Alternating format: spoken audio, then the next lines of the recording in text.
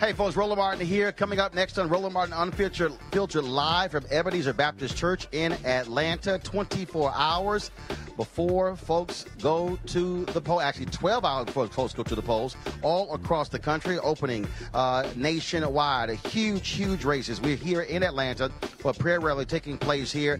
Georgia, of course, folks are excited and focused on Stacey Abrams running against Brian Kemp. And speaking of Brian Kemp, we'll talk about the nasty thing that he has now done the day before the election, now alleging without any facts whatsoever voter fraud on the part of Democrats. He's been blasted by Stacey Abrams. We'll explain to you exactly what is going on. Also, huge races all across the country taking place here in Florida with Andrew Gillum, Ben Jealous in Maryland. Of course, we have constitutional amendments on the ballot as well. And so we'll be breaking down a lot of those issues, including marijuana that's also on the ballot.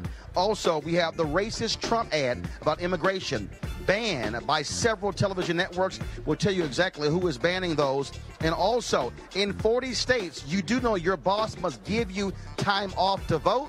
We'll tell you exactly what those states are. Also, in Maryland, the race for Attorney General has been heating up. Billions are at stake for HBCUs. We'll be talking to the Democrat who is trying to keep his job and get answers from him as to whether or not HBCUs in Maryland are going to finally get their money. Folks, it's time to bring the funk. Roland Martin Unfiltered. Let's go. He's got it. Whatever the miss, he's on it. Whatever it is, he's got the scoop, the fact, the find. And when it breaks, he's right on time. And it's rolling. Best believe he's knowing. Putting it down from sports to news to politics. With entertainment just for kicks, he's rolling. It's on go, y'all. It's Roland Martin, rolling with Roland now. He's funky, he's fresh, he's real, the best, you know he's Roland Martin now.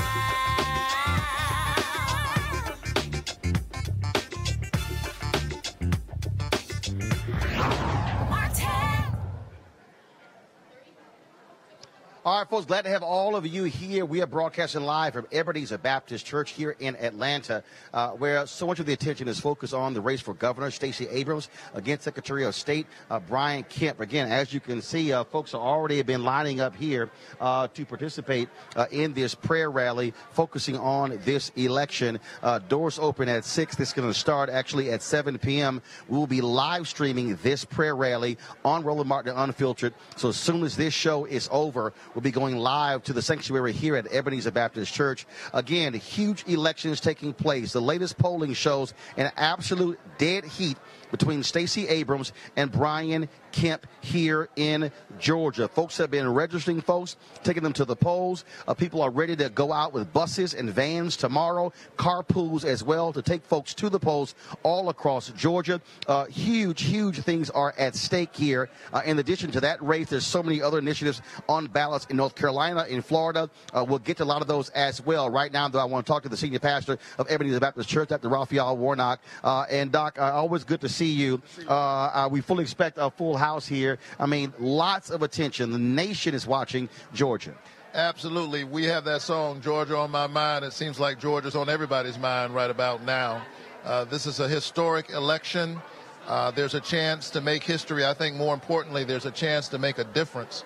We've got 500,000 people in this state who need Medicaid, and they could have Medicaid if we simply had a governor and a legislature that would say, yes, a lot is on the line, and we are waiting, well, not waiting to see what will happen. We've got to continue to press the point so that people show up to the polls. When we look at across this country, early voting has been blowing up in Florida, in Texas. In Texas, in fact, they show in Harris County alone that more people have voted early than the entire number who voted in 2014. Have you seen that same level of enthusiasm voting early here in Georgia? Oh, absolutely we have. There is definitely excitement in the air. That's being manifested in the turnout in early voting. We saw on the very first day of early voting, I think the turnout was about 3 times what it was the first day of early voting in 2016. So great and massive turnout, but we need that to continue to the very end. People need to show up, turn out. And obviously, one of the things that Stacey Abrams has done with her Georgia Voter Project, by registering 300,000 people, I mean, she has gone to every county, gone to rural Georgia, versus what other Democrats did, pretty much ignore rural Georgia, ceded that ground to Republicans. She's competing for those votes with Brian Kemp. That many people are saying very, and I also believe, a very smart strategy, but not allowing him free reign to roll up huge vote totals in those areas. Yeah, I'm chair of the New Georgia Project, and I was with her in this effort from the beginning. As you point out, we have registered nearly 300,000 new people of color, and certainly we've been in a fight with the Secretary of State, who happens to be running for governor. He's serving both as player on the field and umpire. I mean, Little League players know that you can't be the player and the umpire. And so we'll be watching this race very, very closely. We have filed lawsuits against him. But part of the answer to rabid voter suppression is massive voter mobilization. We need people to turn out. And we're standing here at Ebenezer Baptist Church. This is the home church of Martin Luther King Jr., who preached a famous message 6 years before the March on Washington. In that very site, he gave a speech called "Give Us the Ballot."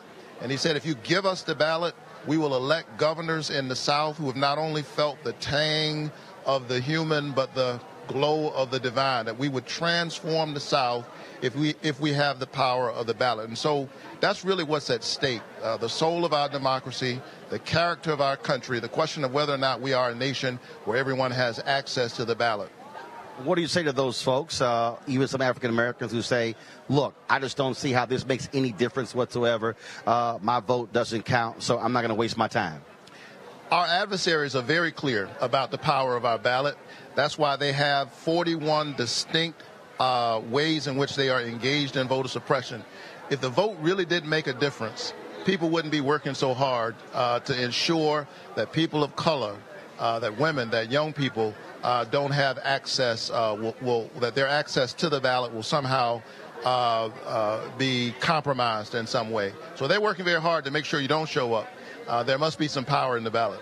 All right. Reverend Warnock, always good to see you, and look forward to having this here. For the folks looking forward to it, who are some of the folks who are going to be participating in this rally? Listen, tonight we have the civil rights movement, as it were, classically embodied in the likes of Jesse Jackson and John Lewis, but we also have some younger voices. My friend Reverend Tracy Blackman, who heads the Justice Ministry of the United Church of Christ. We've got outstanding celebrity artists who know that that somebody fought for them to have a voice. So Byron Cage will be here, Dottie Peoples will be here, Angie Stone will be here. We've got soul, neo-soul, and gospel. It all comes from the same root. We're certainly looking forward to it, and we'll be live streaming on Roland Unfiltered. So thanks a bunch. Good to see you, brother. Always. All right. Thanks a bunch.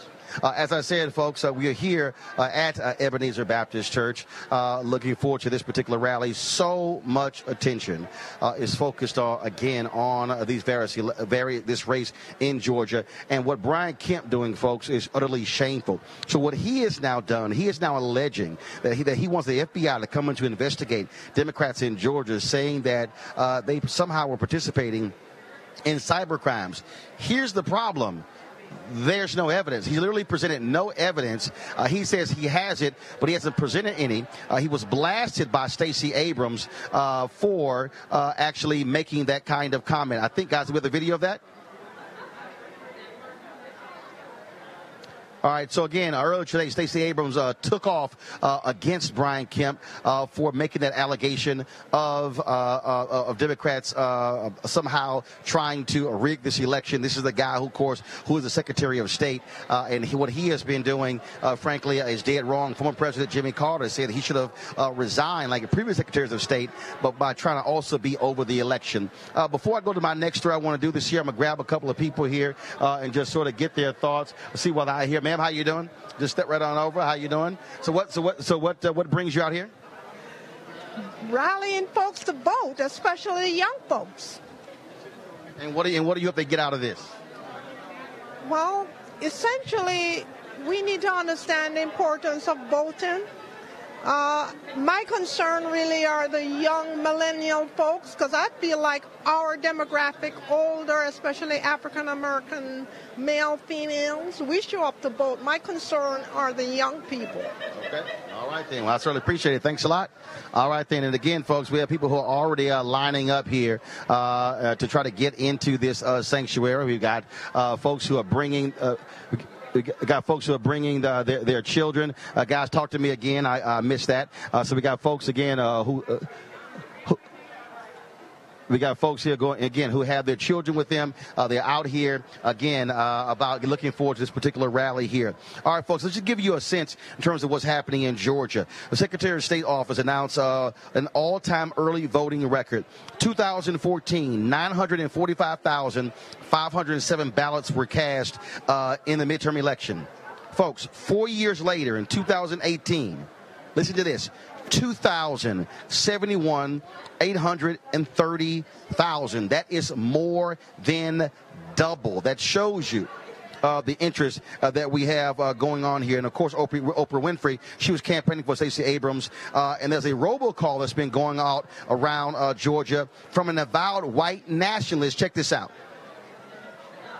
This is the magical Negro, Oprah Winfrey, asking you to make my fellow Negro, Stacey Abrams, the governor of Georgia. Years ago, the Jews who owned the American media saw something in me, the ability to trick dumb white women into thinking I was like them, and to do, read, and think what I told them to. I see that same potential in Stacey Abrams. Where others see a poor man's Aunt Jemima, I see someone white women can be tricked into voting for, especially the fat ones.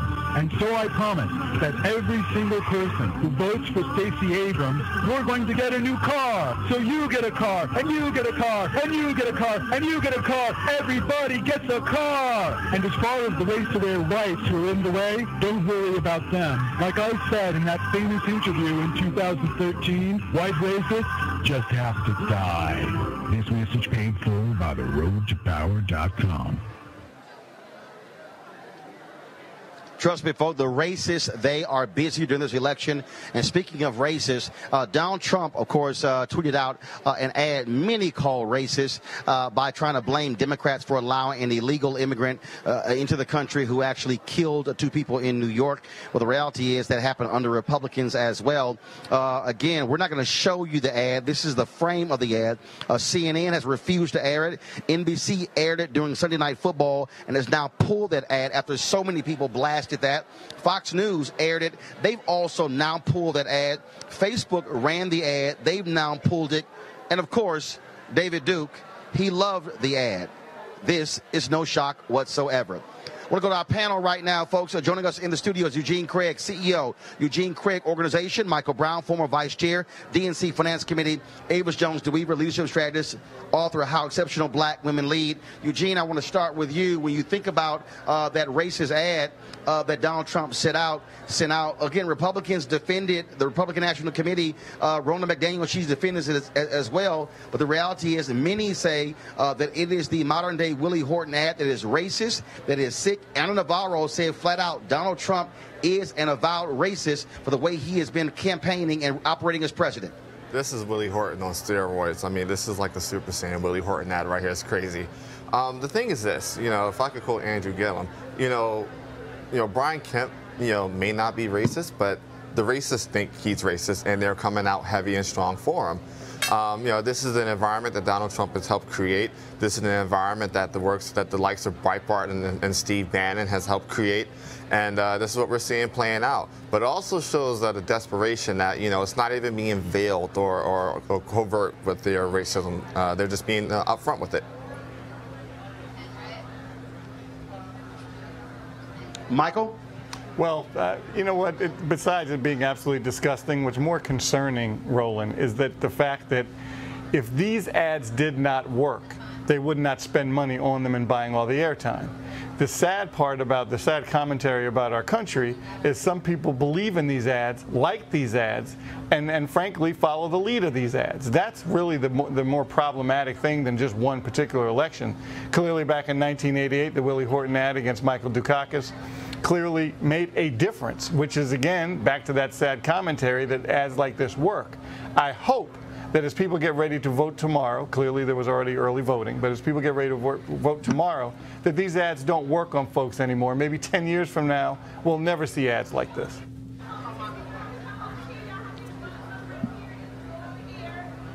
All right, folks, I'm having some audio issues here, so I'm trying to hear everything that you're saying. But I did hear both of you talk about that particular ad. Look, what we're seeing going down to the wire, we have seen the robocalls taking place in Florida as well for Ron DeSantis. And the bottom line, Eugene, Republicans can run from this all they want to, but they have to deal with the fact that racist, white nationalists have chosen to side with the Republicans over Democrats. There has to be something in the Republican Party that is appealing to white nationalists. I mean, you're 100% correct. I mean, if you look at the way conservatives these days talk about immigrants, the way that you bring up any type of white male backlash or white male rage, the automatic pivot is to quote unquote black on black crime. You look at how the folk handled Christine Blasey Ford. I mean, there has been a tacit, almost full-fledged checkmark okay given by the official side of government that, hey, it's okay for you to run free. Historically, you're talking dog whistle. You may dance around white nationalism. But with the likes of Donald Trump and Ted Cruz and Steve Bannon and Steve Miller and we can't forget Steve King, who's been doing it for years. I mean, it's out in the open now. It's out in the open, and they don't even care anymore just for it to be in the open. And even before Roland. All right, guys, hold tight one second, because I need to fix an audio issue. I can really barely hear any of you talking. So we're going to go to a break right now. When we come back, we're going to show you folks the 40 states where you are allowed to take time off to go vote. We'll do so and come back live to hear Ebenezer Baptist Church. Roland Martin Unfiltered, back in a moment. I think there's blame on both sides. There are times when we have to come together and stand up to protect our way of life. As leaders in our communities, people come to us when they need help. Now, we need you to do something for us. We need you to vote. There are politicians that want to make it hard for you to vote because they want to control your life. Our lives depend on our right to choose. Our lives depend on getting a 21st century education. That have jobs that pay a living wage. Our lives depend on clean air and clean water. Our lives depend on science and knowing the truth. We know you will show up. It's time to vote for our next president. For some of you, 2020 can't come soon enough. I am absolutely a nationalist, and I'm proud of it. Our lives depend on you voting this November 6th in the midterms. Vote. Our lives depend on it. Election Day on November 6th is fast approaching. The time for action is now. We need to mobilize millions.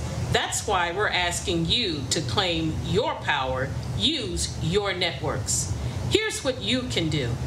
Register 5 people, volunteer 5 days between now and Election Day. Commit to getting 5 people out to the polls. Together, we can do this. Sigma Gamma Rho, go vote. Alpha Kappa Alpha, go vote. Kappa Alpha Psi, go vote. Omega Psi Phi, go vote. Phi Beta Sigma, go vote. Zeta Phi Beta, go vote. Delta Sigma Theta, go vote. So you've heard the call, you've heard the challenge. Empower yourselves and our communities. Iota Phi Theta, go vote. The right to vote is something that our ancestors died for us to have. And in 2018 and beyond, there's nothing more important for us to do than to exercise the truest concept of democracy, and that is the right to vote. So I encourage all of you, regardless of the colors we may wear, to join my colleagues and I, the presidents of the Divine Nine organizations, to encourage everyone to go out and vote, and also to take someone else to the polls, because truly all politics is local. The right to vote is something that we must never abandon, and that is why we believe a voteless people is truly a hopeless people.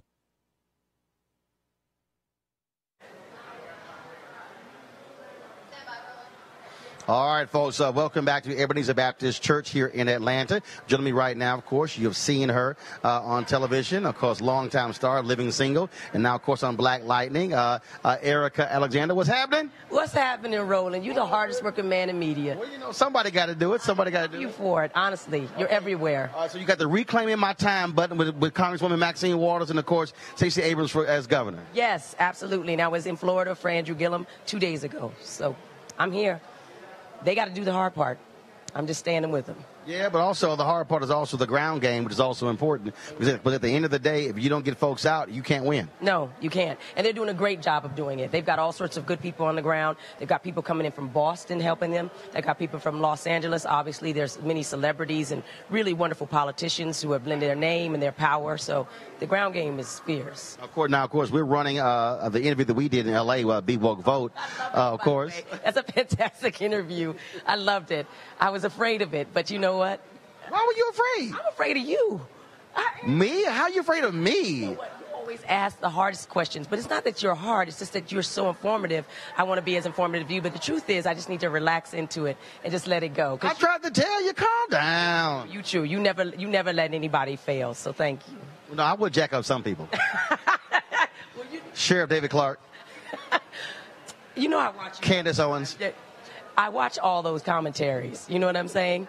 They're hysterical to me, but really, you're telling the truth. And I think it's amazing that a lot of the people go around and they're never really called on their stuff, but you call them on it. So. Yeah, no, I can't have that. So I got to ask you this here. I mean, why? Look, there are a lot of people who, they might send a tweet out, stuff along those lines, but why are you so engaged in politics? Well, we talked about this a little bit before, but I always say, my father both my parents were orphans. My father was an itinerant preacher. My mother's a social worker. He passed away before I was doing Living Single. I really am. I lived the first 11 years of my life in a hotel called Starlight off of Route 66.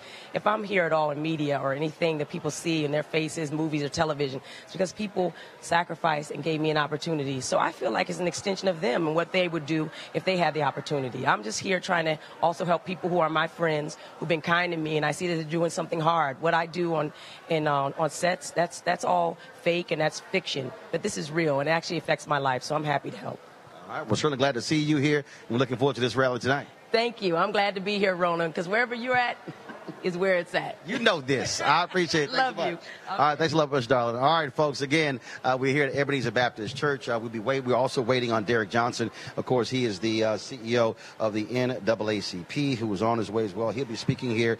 Jim Wallace, sojourners, will also be here. And also Reverend Rob Lee, I saw him here. You might remember he is the descendant of General Robert E. Lee, and he, of course, was a pastor of that church in North Carolina. And when he spoke at the VH1, I think it was the VH1 Music Awards, or one of those award shows, they really got upset with him because he called out racism and white supremacy, and he ended up leaving as the pastor of that church. And so we're going to try to grab him in a second. I'll be sure to let Tanisha know that I'm looking to reach Reverend Rob Lee. Also, folks, I talked about, of course, in terms of what is happening with a lot of these races out here. Let's go to what's going on with some of these races, which is unbelievable. One of the races, and first of all, again, Jay, say it again. So, folks, normally you're going. This shows how we'll. Go ahead.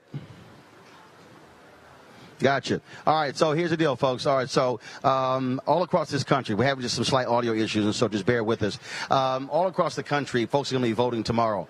Many folks may not realize in their states, they require employers to give you time off. So I want us to pull that graphic up, please, right now, so we can show you there are 40 states across the country where you are able to have time off to go vote. And some friends of mine were hitting me, and they were saying, look, I got 2 or 3 hours tomorrow for me to go out and vote. And so, again, look at all the states on the screen. 40 states where they are required to give you time off to vote. Only 10 states do not have this time off to vote requirement. No, so again, none of you. So those 10 states you're seeing right now, those are the states where where employers don't have to give you time off to vote.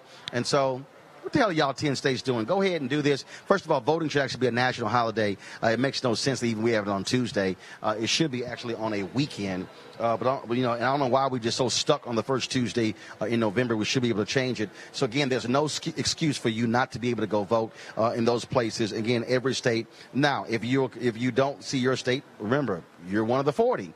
So only 10 that don't allow you to do so. All right, folks, let's go into our next. Matter of fact, I'm going to go to my panel here. And Michael, I want to go to you on this here. This is one thing. Like, I don't understand why we're still stuck on this whole idea of voting on a Tuesday in November. What the hell's wrong with the first Saturday in November as opposed to the first Tuesday? Well, I'm not sure about the constitutional issue with that, Roland, but from my standpoint, Tuesday then should be the national holiday. It shouldn't matter what day of the week it is, as long as it's a day off for everyone. That gives everyone an opportunity to vote. So what if you also run errands on that day off? The point is you need to vote, and we should make it as easy as possible for people to vote, not as difficult as possible, as obviously we're seeing during this election cycle with the suppression of votes. Avis? Absolutely agree. The bottom line is that there is a specific there's a specific movement, quite frankly, to make it more difficult for people to vote. And this is not something that's just happened. I mean, over the past 5 years, 1,000 polling places across the country have been closed down. And even in this year alone, we've had 99 bills introduced in about 30 different states across the nation that are specifically meant to make it more difficult to vote. So instead of moving towards a holiday, which I agree, we need to have a national holiday so that more people can vote, it seems as if we have a political party, quite frankly, that is moving directly in the opposite direction. And Eugene, first of all, there's no constitutional requirement for the election to be on Tuesday. It says that Congress sets election day, so they can change it. They can change it. That was my initial thought. It was a constitutional requirement, but I believe history, if my history calls correctly, I believe our presidential elections were previously in the month of March. March 4th. March 4th, yeah. And so, yeah, I mean, it could be changed and, you know, change it and make it a national holiday. You know, a couple votes, the signature from the president, it's a done deal. All right, folks, we'll go to our next story here. Of course, we've been talking about different races, and there are a lot of attorney general races all across the country. African Americans running for attorney general in New York, running in Florida, running in a number of different places. In Illinois, you got 2 African Americans running, 1 Republican as well as 1 Democrat. And so we're watching those races, but also the one taking place in Maryland. Of course, we previously had Craig Wolf, who was Republican running for attorney general on the Republican side. Brian Frost is the incumbent Maryland Attorney General. And one of the issues that we have been focused on when it comes to this race relates to HBCUs, the long-going lawsuit that has been happening in Maryland as relates to the funding of HBCUs, duplicate programming, of course, look, seeking some $2 billion. So joining us is Brian Frost. Brian, how you doing? Good. Thanks for having me, Roland. So here's the question.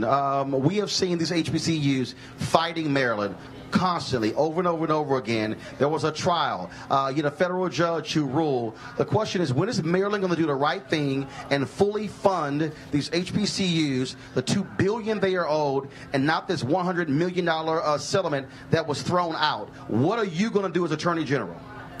Well, let me say this. You know, I was in the Maryland Senate for many years before I became Attorney General, and when I was a senator, I supported additional funding for HBCUs. There were many controversial bills. I supported the funding. I supported special programs for them so that they could have a competitive advantage. But once I was elected Attorney General, I inherited this lawsuit, and while I've tried to settle it, I've been unsuccessful. And the reason is, it's up to the governor to decide whether he's going to put money on the table, whether he's going to put programming on the table, and it is by the Constitution the Attorney General's job to defend the lawsuit. So I have defended the lawsuit. Well, the job is to defend the lawsuit, but we saw this with Attorney General Eric Holder. There are lawsuits you can choose not to defend. If you're the leading law enforcement official in Maryland, can you not say, folks, the judge has ruled in this case. As Attorney General, I made a decision that we are not going to appeal this particular lawsuit? You really can't. If the governor, if the administration says we want a defense, it's the Attorney General's obligation to provide it. And I may not like what they do, I may not like their argument, but if it's constitutional, the Attorney General's job is to defend the state. Look, we defend. Okay, hold on. I need you to explain that. Can you explain that? Can you explain that for me? I'm sorry. Yeah. You are the elected official. That's the right. governor is the elected official. So do you work for the people or do you work for the governor? I'm independently elected of the governor. But the governor is the one who has the ability to settle the lawsuit.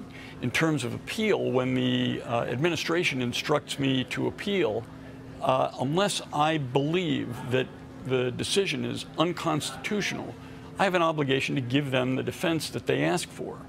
And we defend state employees. They get into car accidents. They get into all kinds of trouble.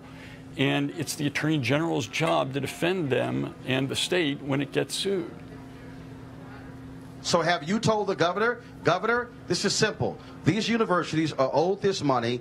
That $2 billion, we should not be appealing this lawsuit. So is it your opinion that Maryland should not be appealing this lawsuit and that those HBCUs are owed the $2 billion they have been seeking for far too long? Look, I can't discuss something that I've advised the governor. But I can say this, I've tried very hard to settle it, and I can't get either party to be in the same place at the same time.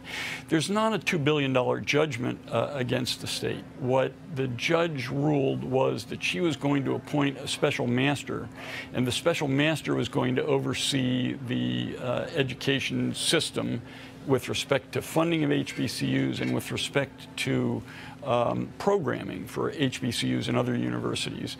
And nobody knows what the special master will rule because there's been no special master appointed, and nobody knows how much it will cost. But the plaintiffs in the case are asking for more than $1 billion.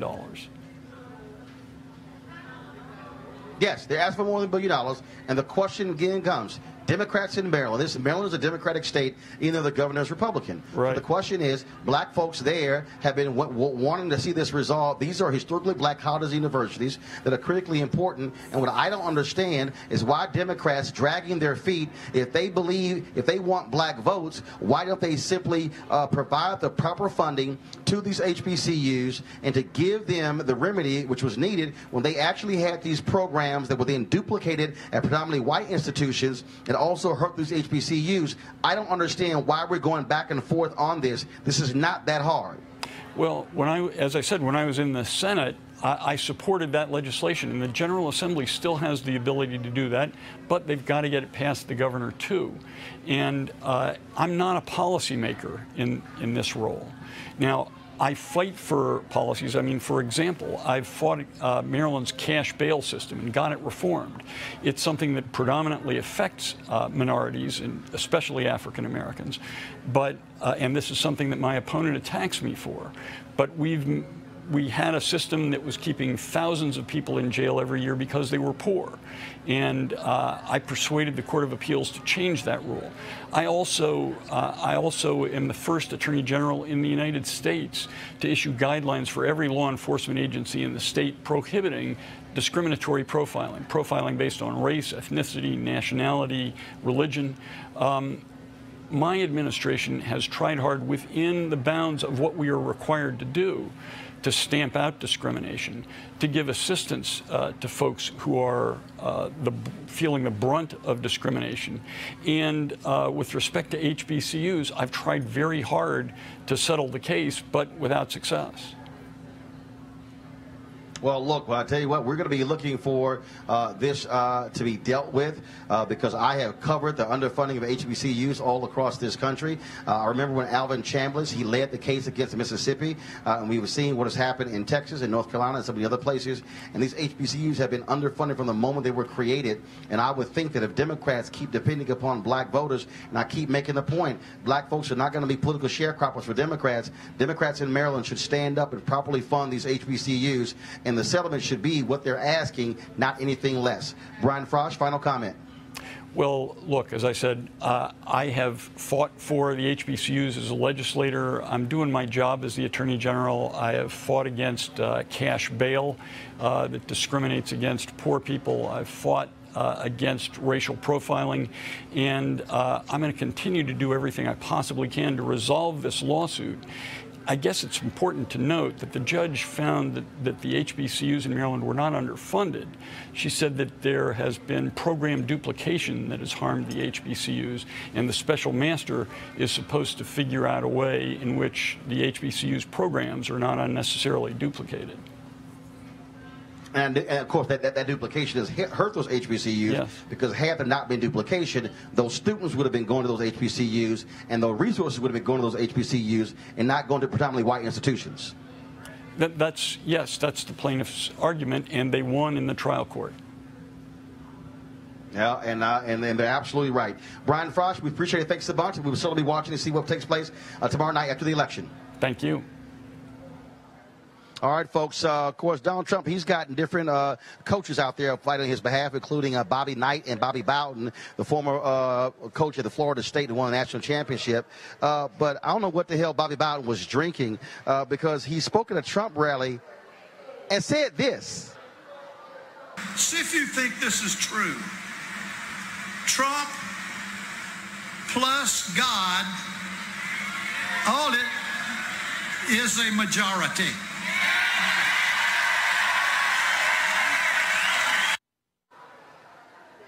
You drink Eugene Craig. What the? He gonna make me cuss in church. Make me cuss on set. The madness that this is what you see. I mean, look, the religious right. You know, they've absconded their values, the things they believe in. You know, the things they profess for the last 40, 50 years. You know, Trump is now dragging out all these college basketball and football coaches and whatnot. That are white cultural icons, and this is what we get. I mean, this is the equivalent of when somebody should shut up and coach, rather than jump on stage and just let whatever first thing come to their mind spew out. Michael, really? Trump plus God equals the majority? Okay, I think Bobby Bowden should be in the concussion protocol program. You know what's probably pretty troubling about the whole statement? He probably didn't write it, but the problem is he said it. Yeah. And whether he wrote it, said it, doesn't really matter. If he's ever at another football program again, I can't imagine him doing very well in recruiting because people aren't going to want to go to a school with a man that thinks like that. So it's a shame, but ever since the early morning in November, when we found out who the next president was going to be, all of this stuff just opened up, doors have opened, floodgates have opened. There are no more dog whistles, they're bullhorns. Anytime David Duke can get on Twitter and praise a president, you know something's wrong. Mm-hmm. Hear, hear.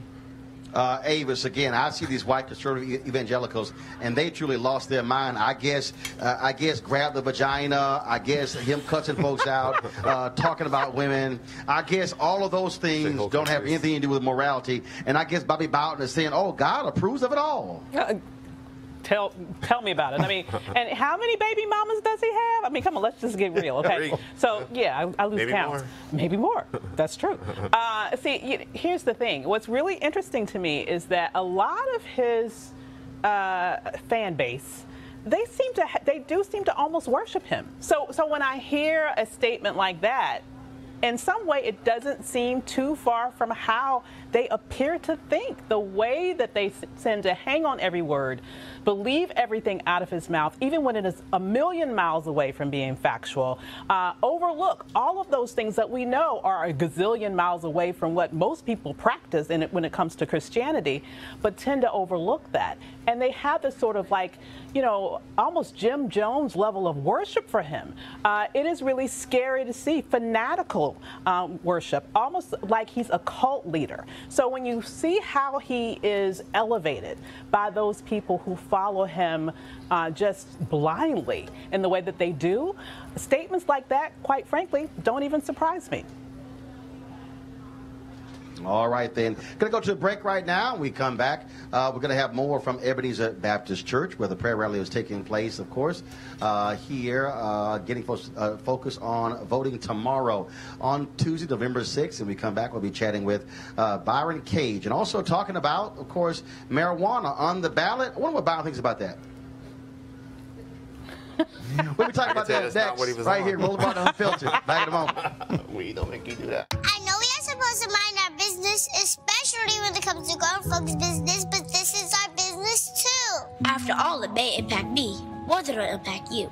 Right now, my votes are limited to things like pizza or spaghetti for dinner. But you got a chance. You get to choose people who will impact healthcare, education, prison reform, immigration, women's rights, LGBTQ rights, my rights. The list goes on. Not to mention a chance to make history with Stacey Abrams, Andrew Gillum, Antonio Delgado, Vangelis, and more. A chance! That's all we asking for. So do it for the kids. The same way Dr. King, John Lewis, Fannie Lou Hamer, James Baldwin, Maxine Waters, and so many others did. Put your listening ears on. Vote. Vote. V-O-T-E. Vote. For me. Okay. And on the road all day, going all over Harris County. And of course, with all these wonderful women. All these crazy people running the drugs. They've been a little extra. You got that one back there who runs for city council next year, Renee. Yeah. She's extra too. And so, folks, I don't care what city you're in, what county you're in. You got to vote on Tuesday. Definitely get Harris County and Houston. No complaining, no whining, don't care. You better do your part and actually cast your ballot. All right? From the most important place in 3rd Ward, French's on Scott Street. I'll let y'all later. Bye.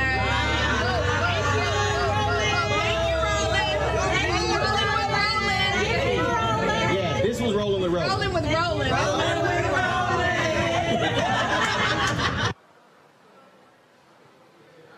All right, folks. Again, that was, of course, I was in Houston over the weekend with the judges there the sisters who are running for a judge in Harris County. 19 black women running for judges. So we hit about 12 different locations. And so there's going to be lots more video we'll share with you later on, especially when I busted the Top Ladies of Distinction meeting. Should have seen me roll up in there. They weren't expecting that, so I can't wait to see that video as well.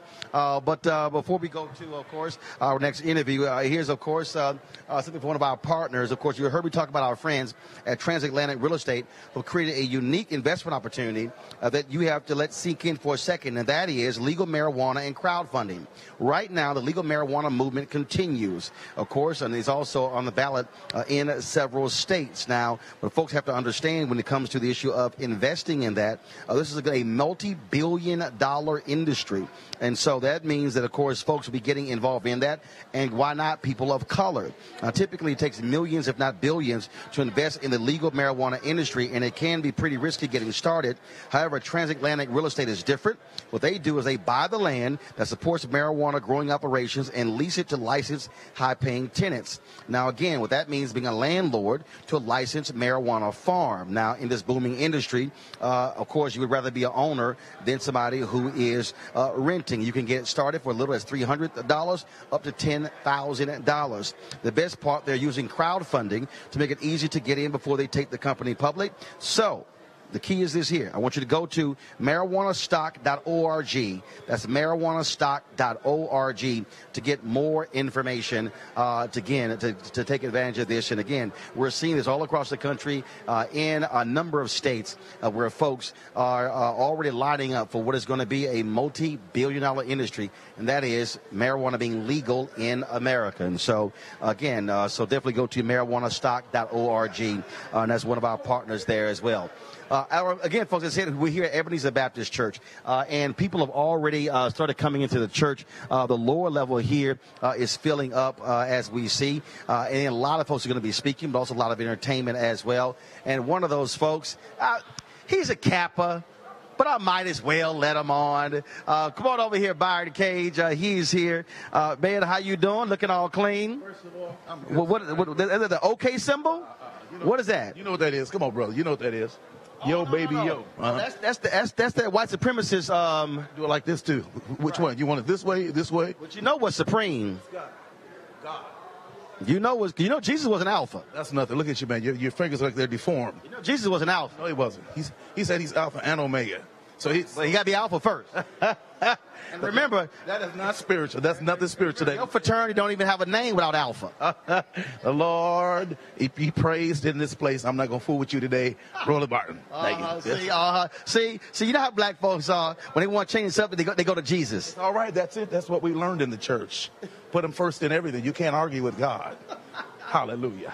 Jesus was an alpha. So let's go. Why are you here? Man, I am here to be part of history, man. It's just such a tumultuous time in our country right now with all of the negative things that are happening, all the murders and just the mass murders, even the ones that they don't really talk about on a national level, like the 2 people that lost their lives in Kentucky after Kroger. They're not talking about that, but they talked about the 2 that died with the yoga. And so my thing is this: I just want to just get the change that we need, especially in America, especially in the state of Georgia, which is why I voted for Stacey Abrams. I voted last week, and I stood in line because it is too important right now that we are able to exercise our right to not just to vote, but to live the way we want to live. And of course, I said it earlier, more than 2 million early votes cast in the midterm 2014. It was 2.1 million cast in the midterm of 2014, just 900,000+. Absolutely, and it's amazing, man, because we can, as a people of color especially, come out and we can make sure that change happens in our communities and in our states. And that's why I'm here at Ebenezer tonight. And it's really ironic. I was here when President Barack Obama was elected, when we were celebrating the voting portion of it, and when he actually sealed the deal. I was singing "Presence of the Lord is Here." I thought they were just screaming over the song. So I looked up at the screen and they said, "Congratulations, President Barack Obama." So to be here again several years later for the Democratic ballot again, I am just so super hyped and charged to be a part of history. Let's pray we see history again. All right. We're glad to see you, man. Thank you so very much. All right, then. We look forward to it. Absolutely, brother. All right. Thanks a bunch. All right. Remember, alpha. Alpha. All right, folks. A couple of other people who are here, and they just walked in. Sorry. Come on over here, Jim Wallace. Anybody in here? Yes, they do. They let anybody. That's what I'm about to ask about you. Well, when the Bible talks about spiritual warfare, that's what we're in right now. This is more than just politics. In fact, if racism is America's original sin, Donald Trump has become the chief tempter of the sin. You can repent sin or you can tempt it. And he's not running on issues, not running on his so-called successes. He's running on race. Got to ask you, we just talked about it with my panel. Bobby Bowden, the other Trump rally, I guess it was last night or the day before yesterday, said when you put Trump and God together, that equals the majority.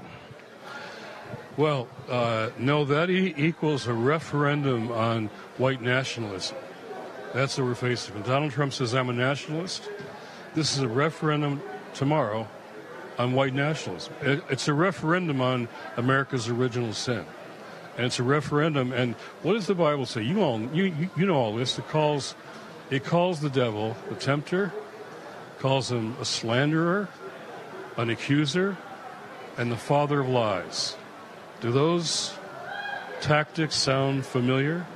We've got a political strategy of fear and hatred and lies and violence, and that's where he would take this nation. This is about more than the political issues you and I care about. This is really about the soul of the nation. Abraham Lincoln said clearly, leaders should appeal to our better angels. Donald Trump is appealing to our worst demons, and they're right below the surface. Well put. Reverend Jim Wallace, always a pleasure. I appreciate it. Good to see you, man. Always a blessing to see you. All right. Eugene, I want to go start with you. Your thoughts about what Reverend Wallace just said, that, look, this is appeal to white nationalism, what Donald Trump is actually doing. Yeah, I agree, and I agree 100% with you. I mean, the way he talks about, and he's been speaking about Abrams and Gillum, the way he has spoken about Barack Obama, being one of the chief and original birthers, the way he's spoken about, members of the Congressional Black Caucus, the way he's spoken about black athletes, the way he's spoken about, Hispanics and, folks that are undocumented immigrants. I mean, he has his entire shtick for the last 4 or so years. It's been white nationalism. It's been nothing white nationalism cutting through and through. So I agree 100% there. Avis? Absolutely. I mean, he said it himself. I'm a nationalist. And you don't need to go very far to fill in the blank. We know exactly what he's talking about, right? And really, if you look at these latest ads, for example, that he came out with, having this sort of Willie Horton style ad where you have this sort of Hispanic boogeyman who he wants to somehow extrapolate that he is like all of these thousands of people that are, by the way, hundreds of miles away that are coming to try to seek asylum in this country. So he continues to sort of fan the flames of racism, fan the flames of hate, not only because he has gets a political advantage out of doing that, I believe, and he believes that he will, but also, quite frankly, because that is exactly who he is.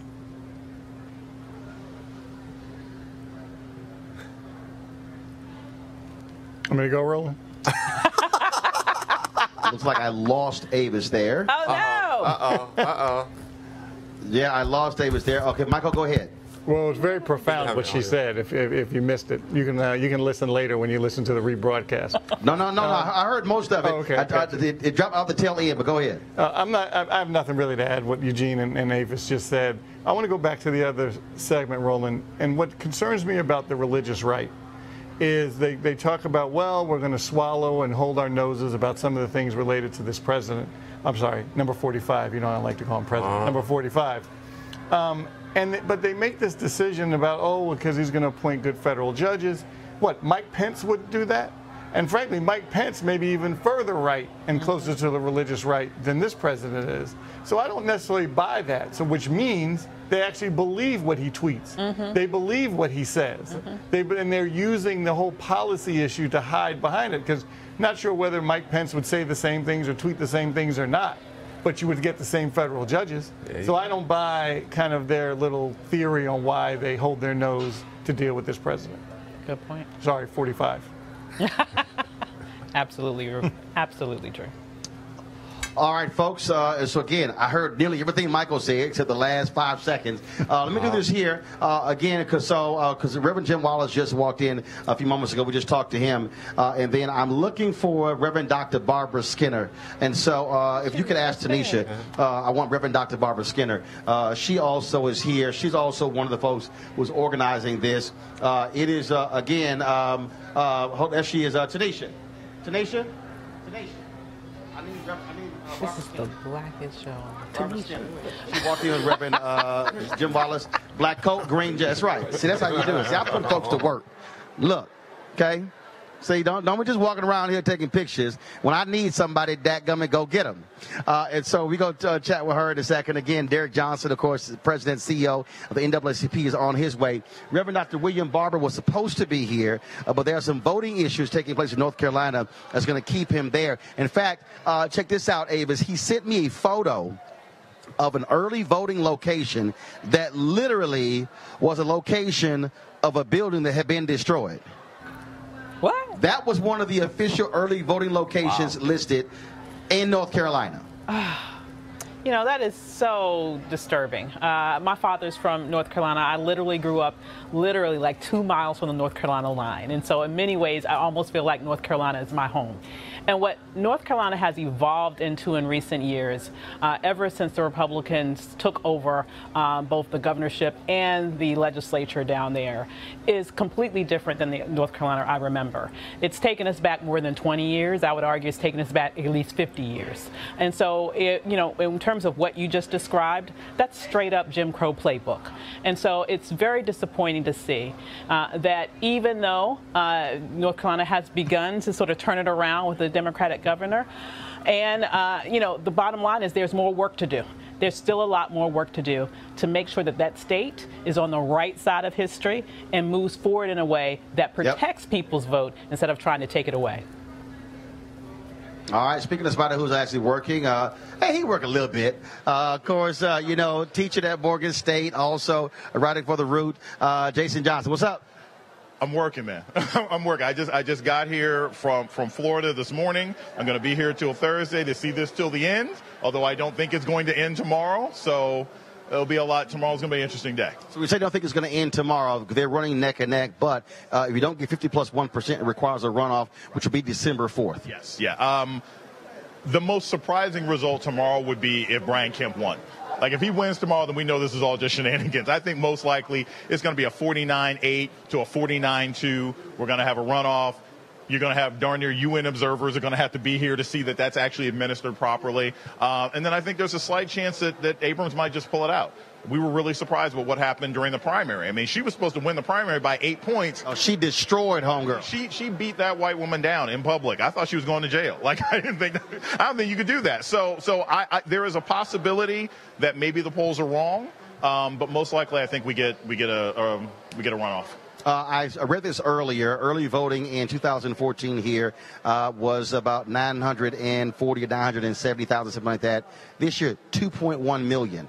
That is huge. Yes. Not only that, last week it was 640,000 first-time early voters. First-time early, like people who had never voted before. Those aren't Brian Kemp people. Like that's the New Georgia Project. That's what they've been working on for years. So, no, you can't guarantee that all those people are Abrams supporters, but 3/4 of those people have to be people who were approached by the Democratic Party, approached by the Abrams campaign. So they're in very, very good shape. And her whole strategy all along has been they can't cheat if it's not close. So if she can win 52-48, I still think Brian Kemp's going to fight it. I still think he's going to try some third world banana republic nonsense to stop her. But a bigger lead means she might be able to end it tomorrow. Jason Johnson, always good to see you, man. Thanks a bunch. Eugene, I want to go to you. I was in Florida. As I said earlier, you had about 344,000 black folks who voted early in the 2014 midterms. Yesterday, it was Democratic Party sent an email out. It was about 475,000, and that's not even counting souls to the polls on yesterday. Harris County, they had 900 some odd thousand people who voted in the entire midterm in 2014. There's an entire midterm election. Early voting exceeded 1 million in Harris County. If you're Beto O'Rourke, you like to hear those numbers. If you're Andrew Gillum and Bill Nelson, you like to hear more than 500,000 black folks voting in Florida. Absolutely, 100%. Absolutely, 100%. I'm a supporter of Beto, and I'm a supporter of Andrew and also Stacey Abrams. For me, the line is crossed. I'm a Republican, but the line is crossed when it comes to racism. When you dabble in racism, you lose me as a Republican. I'm a black man first above everything. But the history of it is this. Since we black folk have gotten the right to vote. When we vote, things change. When we vote, we end up saving the country. Many times over.